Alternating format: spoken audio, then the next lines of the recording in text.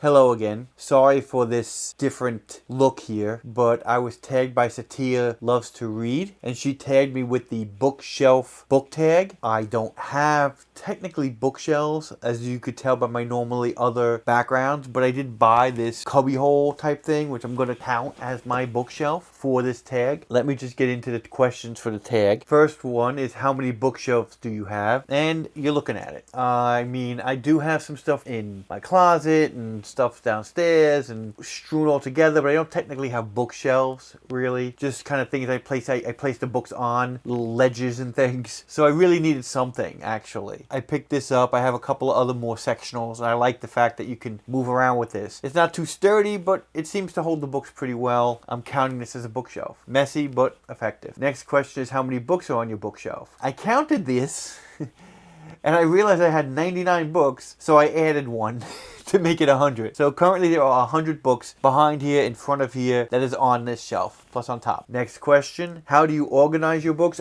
I don't organize this at all. The only thing I did was I put basically most of the Stephen King here, and I have all of my 80s paperback horror novels here. Otherwise, I kind of just shoved them in.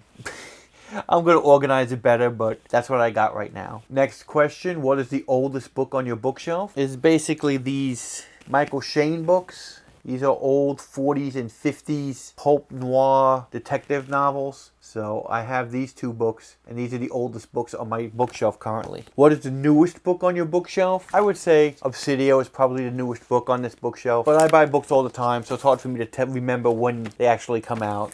What is the longest book on your bookshelf? That's going to be the same answer as Satina. That is the biggest book on this bookshelf. What is the shortest book on your bookshelf? This is called Mapping the Interior, and I'm not sure if I've actually read this book. I was looking at the synopsis, and it doesn't sound familiar to me. I believe I got this on my Nocturnal Readers box. It is 108 pages. It is the shortest book on here. Let's see. Walking through his own house at night, a 15-year-old thinks he sees a person in full Blackfeet regalia step through a doorway instead of the people who could be there. His mother or his brother, the figure reminds him of his long-gone father who died mysteriously before his family left the reservation. When he follows it, he discovers his house is bigger and deeper than he knew. And I guess this is kind of a horror book. That's why I think it was in my Nocturnal book, but I don't know if I remember reading this, so I might have to add this to my collection here.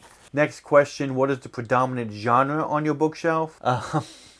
Obviously, since these are all horror, and Stephen King is all horror, and there's some horror behind here, I'm going to say basically horror is probably the predominant on this bookshelf. As I grow and maybe add some more bookshelves and make this a little higher and maybe add some bookshelves here, that might change. But right now, this particular bookshelf is all horror. Have you done a bookshelf tour? No, these are my bookshelves, and I'm not going to actually go deep into all the books on here because I'm going to change it around and stuff. Go on a random number generator and talk about the book corresponding to that number. So from 0 to 100, I did this already. I picked 30 and started on this, and I got this one, Bentley Little The Return. I am looking forward to reading this. I only read one Bentley Little book so far, and I really liked it, called The Store, so I'm looking forward to seeing how this story is about. It's basically, let's see, Springerville is famous for the legend of Mongolian monster. Of course, nobody really believes it. It's just a good campfire story, something to attract gullible tourists until an excavation team unearths the figure of a screaming woman, the jawbone of a deformed animal, and a child's toy. How odd that they were buried together. Odd too is the foul odor lingering in the air, the strange noises at night, and the man's face found hanging from a tree. Now the locals are locking their doors because after sundown, campfire stories can seem very, very real.